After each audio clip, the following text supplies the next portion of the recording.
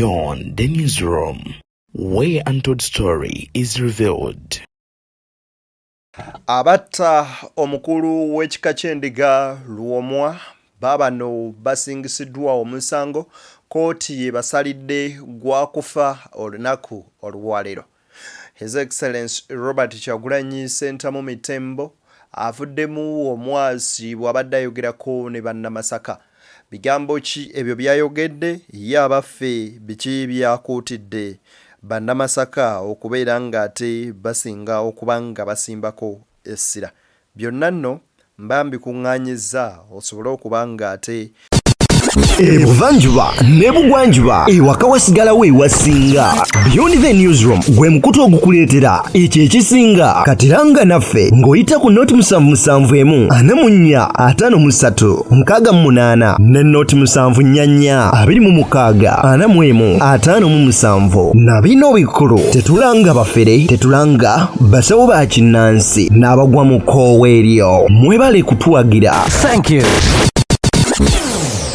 kubanga ate munywanyi obitegeera muleke kubeera nga muwuddisibwa n'okubuzaabuzibwa bbala mu kwoteeka Nammeere. Wuuno omubaka amanyikiddwa nga Nalukoola avuddemuko omwasi yaliko naye byayogedde. Byonna tugenda beera nga tubitemaatema. Nze Deni akuweereza omukutu kwoli gwe gwa Beyond the Newsroom. Banywanyi wenkusabira n'obwombeefu obw'ekika ekya waggulu. Vidiyo eno gimpere like. Bw'ogiwa like ebejja kudduka emisinde mingi etuuke ku buli sekinoomu asobole okuba nga agifuna gwe mulungi atilaba ate era atugoberera. Weewaawo njagala onzikirize ate wano wennyini we tuba tugenda maaso n'okubeera nga tutandikira. Ebigambo bino His Excellency Robert Kyagulanyi Ssentamu byayogedde olunaku olwaleero nga omubaka amanyikiddwa nga Javiira bw'abadde ate munnange akoze omukolo gwe ogw'ekwebaza. Guno nno gubaddeko ebintu bingi, kwe kubadde okugattibwa ne mukyala we ate era mu ngeri y'emu akwasizza bannaffe bannamasaka agenze mu maaso n'obakwasa ambulensi. Jjukira nti ono ye yaddira Mathias Mpuuga Nsamba mu bigere era olunaku olwaleero ambulensi eno agikwasizza abantu ba disitulikiti gy'akulembera. Bano nno basiimye nnyo nnyini ddala. His Excellency Robert Kyagulanyi Ssentamu asinzidde okuweereza obubaka buno n'abategeeza nti bannange mwebale kunnonda era mwebale kunzikiririza. Sooka owulirize bino. Njagala okubeebaza mu ngeri enjawulo okunnonda nga pulezidenti wammwe kuba mwannonda wadde twanyagululwa. Njagala n'okubeebaza okulonda abakulembeze bonna be twabanjulira okutandikira ku Honorable Sebina Javiira Muzirango n'ababaka bonna be mwalonda nga mwotadde n'omubaka ow'e Masaka newankubadde baamala ne bamunyagulula n'ababaka abalala bonna. Mwebale nnyo okulaga maanyi, mwebale butagwamu maanyi, muzze mulaba embeera y'eggwanga lyaffe nga n'okulonda kwennyini kuno kwakaggwa kwa LC okusimbiddwa mu mugongo. Mulabye bwe bataddemu vulugu ne bamaliriza ng'eddoboozi ly'abantu oba okusalawo kw'abantu ate bo bakukyusiza nga bakozesa eryanyi nga bakozesa n'emmundu. Naye mbeebaza era neebaza Katonda yakyatusobozesezza okuba nga tukyaliwo, nga tukyali balamu era nga tukyagenda mu maaso. Bannaffe bangi bawaŋŋanguka. His Excellency Robert Kyagulanyi Ssentamu Mitembo Bobi Wine olunaku olwaleero bw'abadde ayogera ng'ayita ku mukutu ogumanyikiddwa ng'ogwa Zoom ng'ayogerako ko ne banna NUP ab'e Masaka n'ategeeza nti mwenna mukimanyi bulungi nti twawangula wabula mwebala okulonda era ne be babba akalulu nabo n'agenda mu maaso n'okuba ng'ate aboogerako okuli omubaka ow'e Masaka ono nno eyabbinsana ne Nammeere ne yagamba nti Nammeere akalulu yakwatamu kakwate naye ng'omukyala Nalubowa yali akawangudde. Bw'otunuula ebyali ewa Hirudaman ne guno gwaka abakiikutte bitogi ne ya Mary yakyambadde. Kati nno ebyo byonna bw'oba ogenze mu maaso n'okuba nga obiwulira mwanattu toyinza kulemwa kubanga ate weewuunya nsi ki mwe tuli. Naye njagala nkwe ebigambo bino ebirala agamba nti mulekeawo okubeera nga mutwalibwa n'obuntuntu ebikolebwa nga bino Nammeere ne Balamu bye bagenda maaso n'okukola. Wuliriza.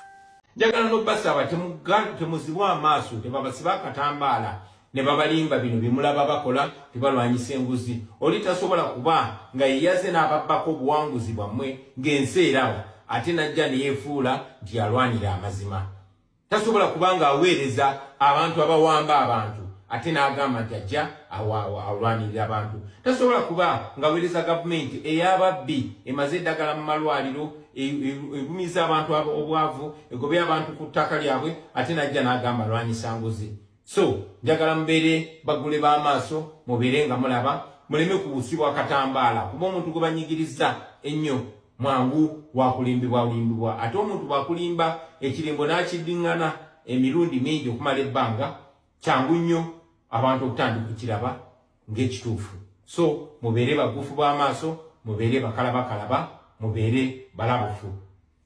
Robert Kyagulanyi Ssentamu Mitemba agamba nti bannange musigale nga amaaso gammwe galaba era amaaso gammwe nga magole muleme kubeera nga ate mutwalibwa n'ebyo ebigenda maaso n'okukolebwa babbalamu ne bannammere omuntu eyabba akalulu tayinza kugamba nti agenda kukwata babbi agenda kukwata bali banguzi nedda omuntu atafaayo ku bantu be abalonzi be bannansi nti nze tebannonda banaye tebanjagala oyo nno kizibu nnyo nnyini ddala okukakasa omuntu nti asobola okubeera nga olunaku lwonna lukya n'avaayo n'agamba nti ono akolera abantu ng'ate abantu bagamba bakolera bwe pompawo n'omu ku abo yamussaamu bwesige kaakati nno eyatta omukulu w'ekika ky'endiga amanyikiddwako obulungi nga Luwomwa wuuno omusajja kooti yegumusalidde era asindikiddwa okubeera nga attibwa amanyikiddwa nga Lujja Bosa Tabula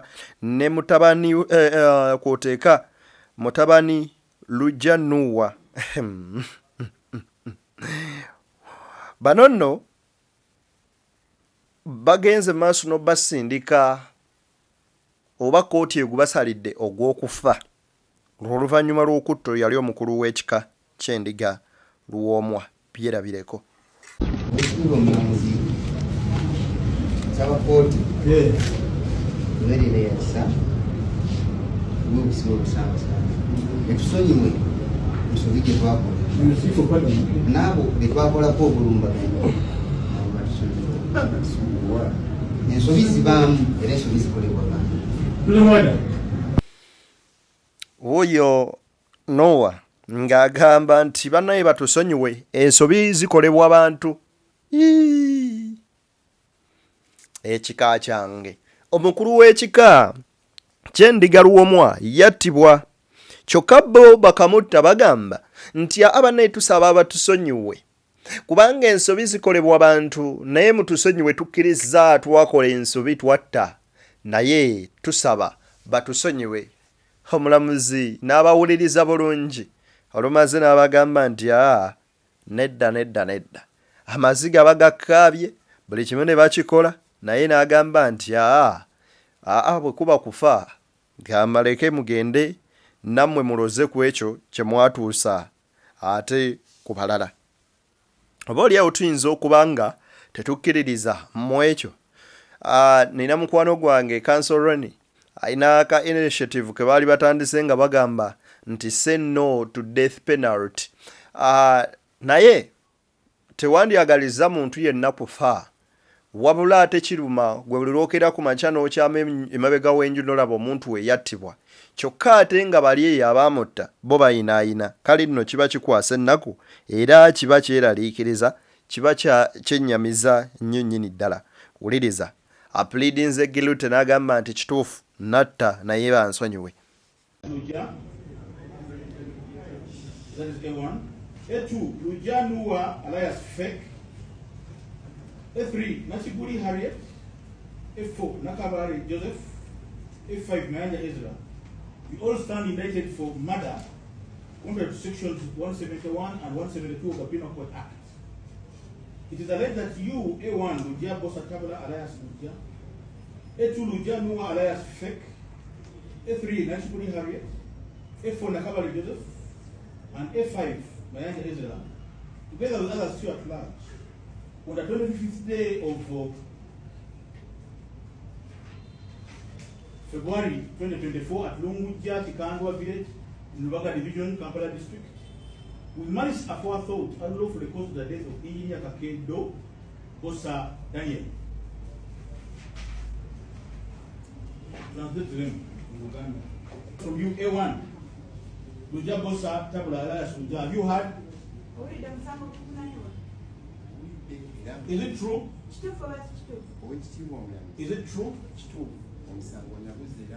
I want to find this out from you, Lujano Elias Fek, A2. Have you heard? Is it true?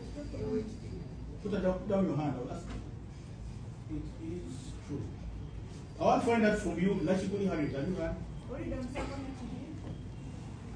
Speak loud. Have you heard?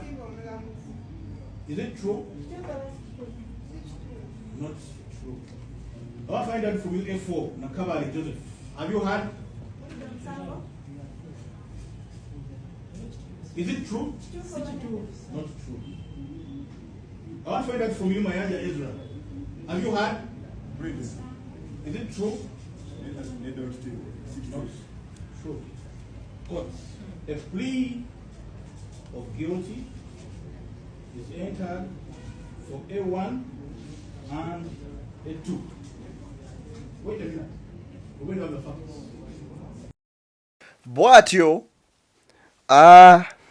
abakwate ono ye gumusinze era ono ye wakufiirayo naye abaffe yokero nga tetunnamanya lwagenda. Anyway, anjagala kuwa ebigambo bya His Excellency Robert Kyagulanyi Ssentamu Bobi Wine byonna nga bwagenzi maaso n'okuba nga obyogera osobola okuba nga owuliriza. Naye kansooke nkuwe wano Nalukoola Katini ng'abuuza Museveni ebibuuzo bye byamubuuziza. Wulira.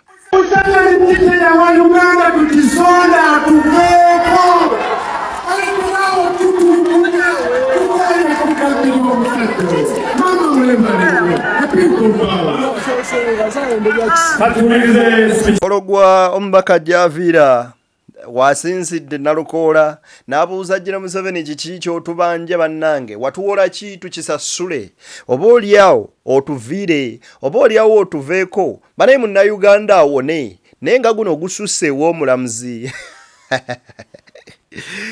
Honorable Nalukoola Jaden akalubye. Njagala kuwa wano His Excellency Robert Kyagulanyi Ssentamu ebigambo bino osooka obiwulirize ate nga bwageze maaso n'okubanga ayogera osooka omanye byonna nga bwe bibadde olunaku olwaleero. Beyond the newsroom gwe mukutu Semakoto kwoli zino z'ensonga z'amasonga zoteetaaga kusubwa. Mukadde waffe omutambizi omukulu era omugenyi waffe omukulu olwaleero Archbishop Paulo Semogerere wamu ne Father Akeris Mayanja, Sebo omukiise wa Bishop we Masaka Musinya Sengoba Dominic, Sebo bwana mukulu wa Saza Parish Father Sewanyana, mwenna babwana mukulu n'abasaserodoti ab'enjawulo abali naffe mu kusoma olwaleero, mukadde waffe Supreme Mufti Sheikh Muhammad Galabuzi wamu ne Supreme Kadhi Sheikh Wasajja, mukadde waffe Bishop wa West Buganda Bishop Nsereko, abakulembeze bonna mu ddiini abali naffe leero, bakulembeze bannange okuva mu National Unity Platform nga bakulembeddwa Deputy President era nga ye President w'ekiseera Acting President Honorable John Baptist Nambeshe wamu ne Deputy President okuva mu Western Uganda Jolly Jacqueline Tukamushaba, Sebo Secretary General David Lewis Bongoya wamu n'abakulembeze ab'olukiiko olw'eggwanga lyonna National Executive Committee ya NUP, bakulembeze bannaffe memba ba Parliament abalonde abaliwo olwaleero, Meya waffe ow'Enkizo Honorable Florence Namayanja, abakulembeze bonna mu mitendera egy'enjawulo, bammemba ba Parliament, abakulembeze bakunga, Sebo Pokino n'obukulembeze okuva Embuga, abakulembeze ba local government basebo ne banyabo, mbalamusaako nga nsinzira eno mbuwanganguse jenadukira okutaasa obulamu nga mwenna bwe mwamanya era njagala okozesa omukisa guno okubalamusaako mu kifaananyi nga mundaba okubakakasa nti nkyaliyo, nkyali mulamu, nkyali gumite era nkyalina essuubi. Bannange njagala mu ngeri ey'enjawulo okubayozaayoza mwenna okuyita mu kalulu akaali ak'omusaayi. Bannaffe bangi babuzibwawo, abalala baatemulwa. Mukama yeebale kubatuusa ano nga mukyali balamu newankubadde twavaamu n'ebisago bingi. Njagala okubeebaza mu ngeri ey'enjawulo okunnonda nga pulezidenti wammwe kuba mwannonda wadde twanyaggululwa. Njagala n'obeebaza okulonda abakulembeze bonna be twabanjulira okutandikira ku Honorable Sebina Javira Muzirango n'ababaka bonna be mwalonda nga mwotadde n'omubaka ow'e Masaka newankubadde baamala ne bamunyagulula n'ababaka abalala bonna. Mwebale nnyo okulaga maanyi, mwebale butagwamu maanyi, muze mulaba embeera y'eggwanga lyaffe nga n'okulonda kwennyini kuno okwakaggwa okwa LC okusimbiddwa mu mugongo mulabye bwe bataddemu vulugu ne bamaliriza ng'eddoboozi ly'abantu oba okusalawo kw'abantu ate bo bakukyusiza nga bakozesa eryanyi nga bakozesa n'emmundu. Naye mbeebaza era neebaza Katonda yakyatusobozesezza okuba nga tukyaliwo, nga tukyali balamu era nga tukyagenda mu maaso. Bannaffe bangi bawaŋŋanguka, abalala bali mu makomera nga mwe muli ne Deputy President waffe Honorable Mwanga Kivumbi ali mu kkomera oluvannyuma lw'okuwambibwa n'atulugunyizibwa, mwe muli ba Dr. Besigye, mwe muli muganda waffe Elias Lukwago n'abalala bangi. Bannaffe abalala bangi babuzibwawo nakati tubalabangako nga mwe muli munnaffe omuyimbi gwe bayita King Zale. Abalala tubalabyeko nga bwe mwalaba ka video akaavaayo gye buvuddeko muganda waffe Sam Mugumya gwe baawamba kati omwaka mulamba n'abuzibwawo. Twategeezebwa nti yali akomibwa mu barracks era ka video kaavaayo nga yatulugunyizibwa esanyala n'amagulu takyasobola kutambula bakuyimirira naye era bakyamukwese baganye okumuggyayo. Ebyo byonna tubikwasa omutonzi kubanga abatusingako ku myaka balaba nti bino byonna byali bibaddeyo mu mirembe gy'abali baamiini naye ate byamala ne bivaawo. So omutonzi waffe tasobola kulemererwa. Mwekwate tugende maaso nga tukola ekituufu kubanga bwe mukola ekituufu temusobola kulemererwa. Naffe gye tuli tugezaako okukwatagana ne bannaffe abalala bonna newankubadde waliwo okubagana empawa n'obutawuliziganya n'obutakwatagana nga naakava mu ggwanga. Naye mulabye nti okusalawo okuba oliawo kwali kutuufu kuba ne bannaffe abalala bangoberedde mu buwaŋŋanguse. Njagala okwesa oguno omukisa okubasaba okubeera obumu. Omugenzi basudde munnabuddu munnammwe yatusomesa nti abasibe okulwanira eruzira liba bbula ly'amagezi kuba abasibye abeera omu. Kiba kiyamba oyo abasibye so si bo abaagala okwenunula. Era nabagamba gye buvuddeko nti tobeera mwangu kuvumirira oba kusalira musango oyo atamanyi ebyo by'omanyi oba atalowooza nga gwe bw'olowooza kwekyo ekiseera. Kubanga naawe waliwo ekiseera nga by'omanyi kati oba by'olowooza kati tobimanyi oba tobirowooza.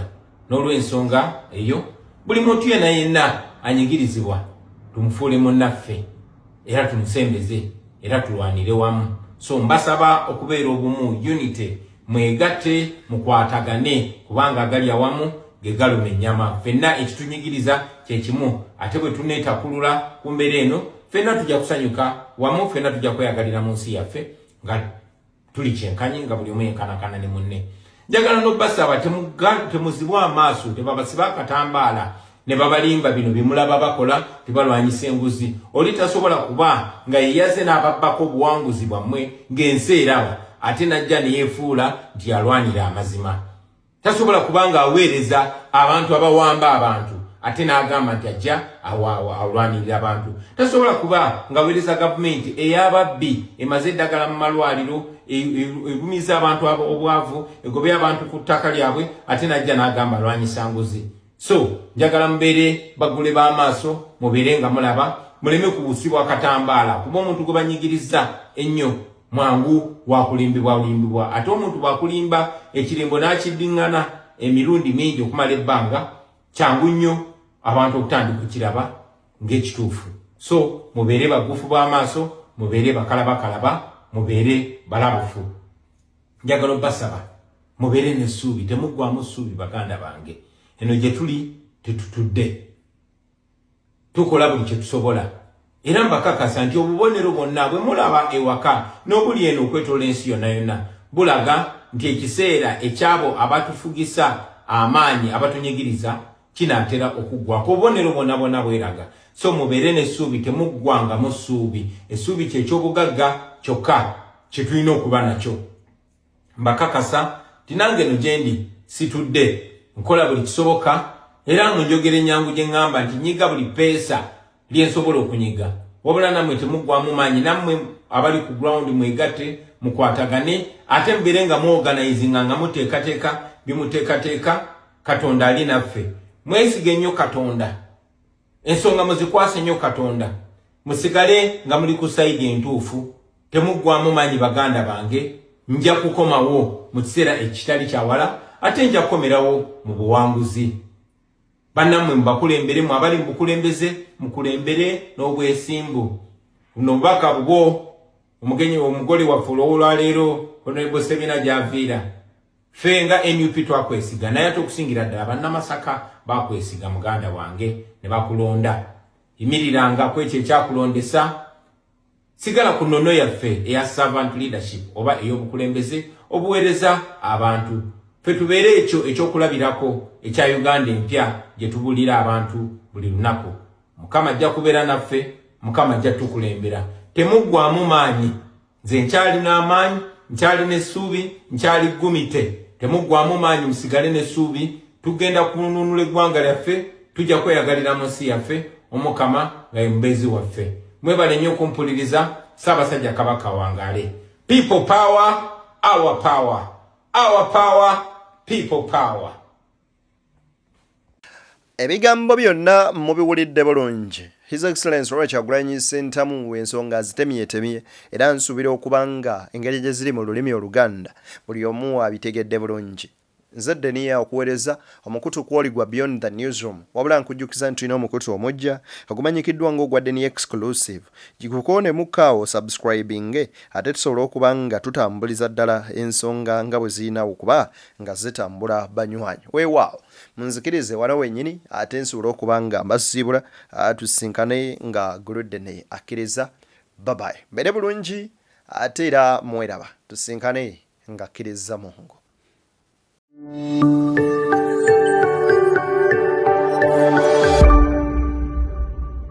Beyond the Newsroom, where untold story is revealed.